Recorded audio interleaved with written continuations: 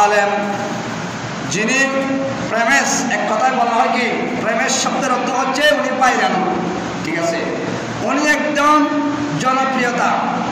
আল্লাহ বলে দেখো বান্দা, তুমি আমার বন্দাদের জন্য, বন্দীদের জন্য, আমার দুস্থ হাবিবুল্লাহর উম্মত উম্মতিনীদের জন্য তুমি যদি প্রেমেশ হয়ে থাকো এবং ভাইরাল হয়ে থাকো, তুমি সেইভাবে কাজ করো।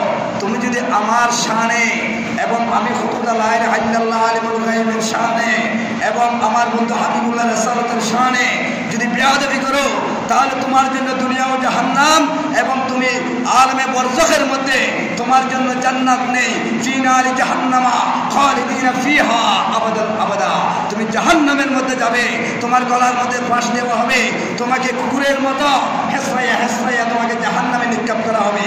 হুজুর জাহান্নামটা কোথায় একটু বলেন না?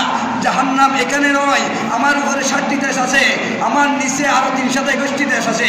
21টি দেশের পরে যেই দেশটি পাওয়া যাবে সেটি হচ্ছে জাহান্নাম। বলে করে বলি সুবহানাল্লাহ, ওখানে তোমাকে নিক্ষেপ করা হবে। সেজন্য বলি, আমি 3 জন ব্যক্তির কথা বলেছিলাম গত 2 জুমা আগে, ওরা জান্নাতে যাবে না। কেন যাবে না? এরা কারা, কি করেছে?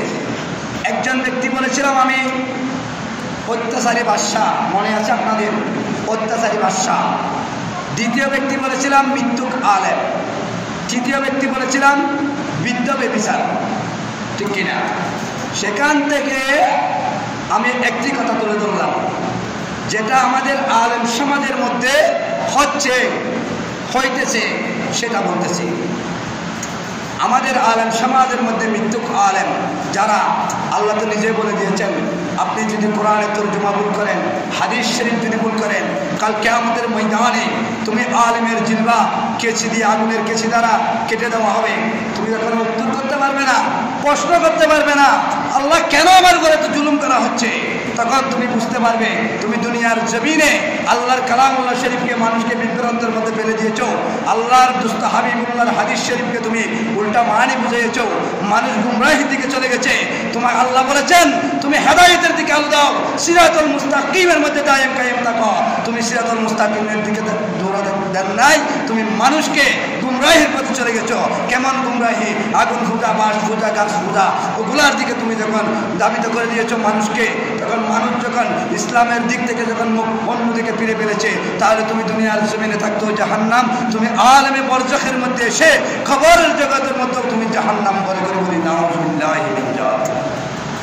তাই আসুন, একজন আলেম উনি বলেছিলেন কি জানেননি?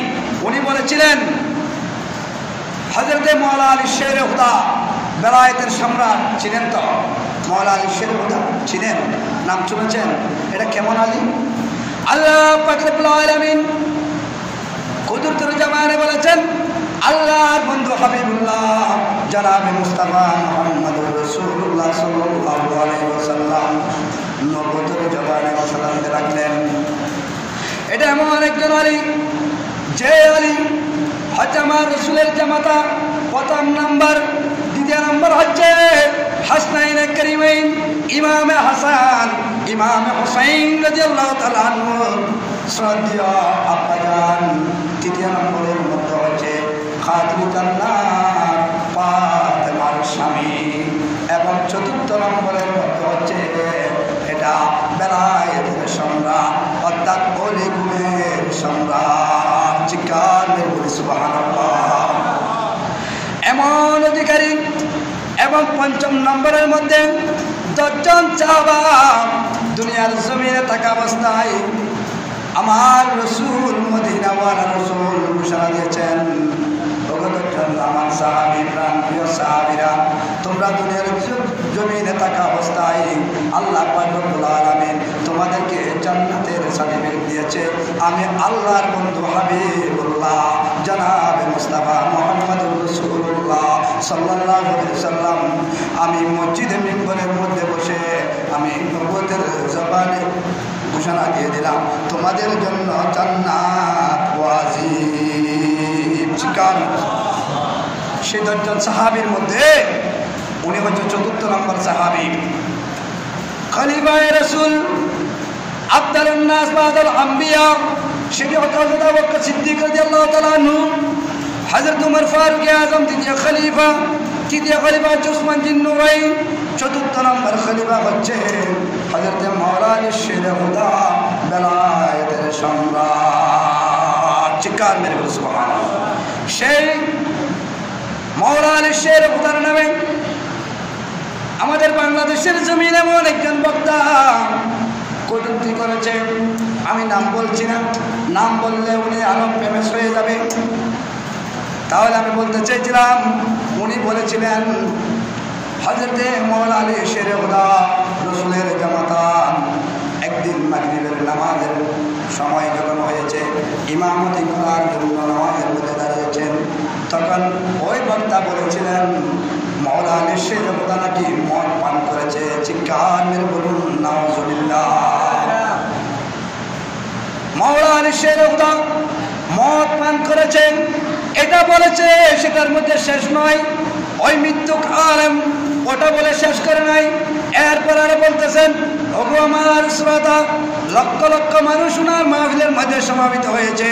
ওখানে বলতেছে, ওগো আমার শ্রোতারা শোনো শোনো, মাতাল হয়ে নামাজ পড়েছে নবীজির জামাতা মাওলানা শেরে খুদা, সেটা নয়। এর মধ্যে আরো বলতেছেন কি জানেননি? আর উনি বলতে লাগলেন মাওলানা নামাজের নিয়ত করেছে, ওখানে সূরা কাফিরুন করেছে। সূরা কাফিরুন একটা আছে কিনা? কুলিয়া আইয়ুহাল কাফিরুন লা আ'বুদু মা তা'বুদুন আছে কিনা? ওখানে বলতেছেন লা